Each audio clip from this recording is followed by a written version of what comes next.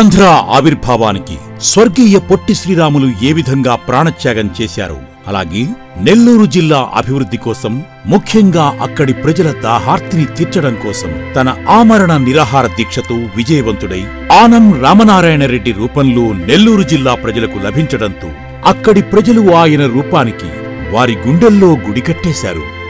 దేశ స్వాతంత్ర్యానంతరం గడిచిన సుమారు 8 దశాబ్దాల దేశ రాజకీయ జీవితంలో జాతీయ స్థాయిలో రాజకీయ కుటుంబ చరిత్ర గాంధీ కుటుంబానికి ఏ విధంగా చెక్కు చెదరకుండా ఉందో అంతే పదిలంగా తెలుగు రాష్ట్రాలలో స్వాతంత్ర్యానికి ముందు నుంచి రాజకీయ కుటుంబ చరిత్ర అత్యధికంగా ఉన్న ఏకైక కుటుంబం ఆనం రామనారాయణ రెడ్డి గారిది.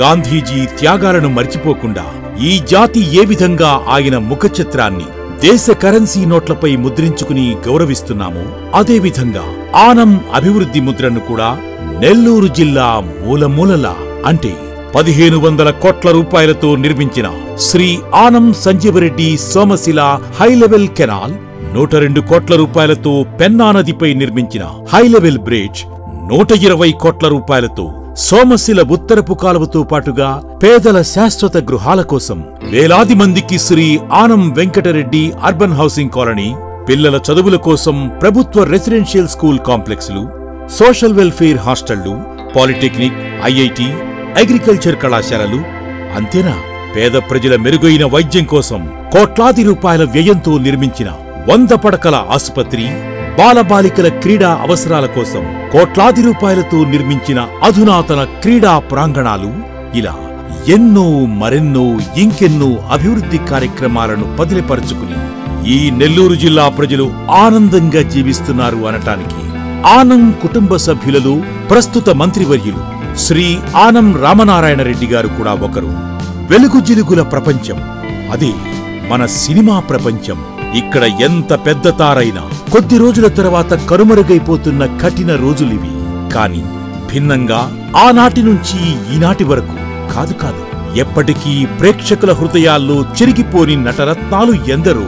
ముఖ్యంగా వారిలో NTR, ANR, SVR, megastar, power స్టార్లు, తారక రామునిలు, విశ్వవిఖ్యాత నట సార్వభౌమ పద్మశ్రీ డాక్టర్ నందమూరి తారక రామారావు వంటి నటుణ్ణి, ప్రజానాయకుణ్ణి ఒక్క తెలుగు నేలే కాదు తెలుగు భాష ఉన్న యావత్ ప్రపంచమంతా గుర్తుపెట్టుకుని గుండెల్లో పెట్టుకుంటారు అనటంలో ఎలాంటి అతిశయోక్తి లేదు.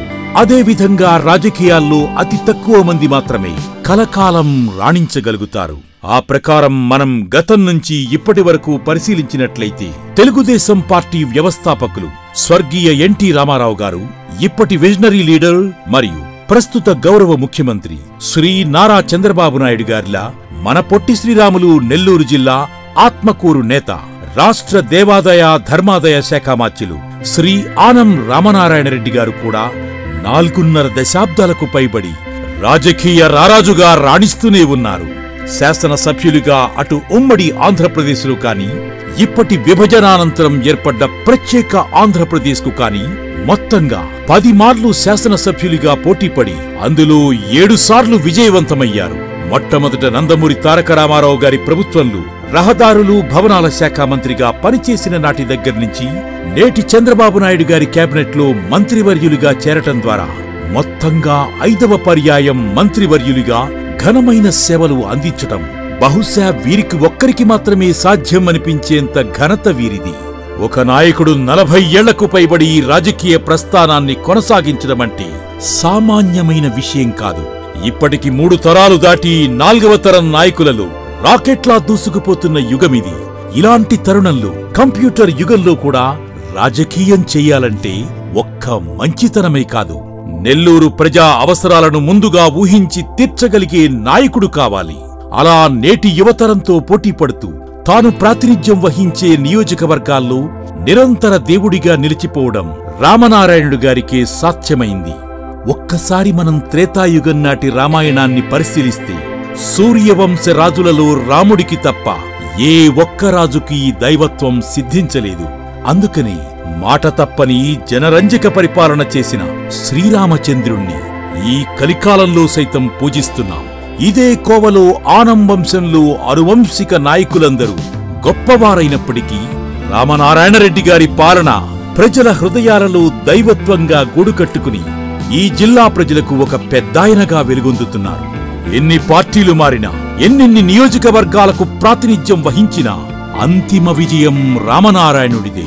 అందుకేనేమో చంద్రన్న చల్లని చూపు మన రామన్నపై చూపి ఆయనకు కేబినెట్లో ఉన్నత స్థానం కల్పిస్తూ దేవాదాయ ధర్మాదాయ శాఖ మార్చులుగా నియమించడం మనందరికీ తెలిసిందే.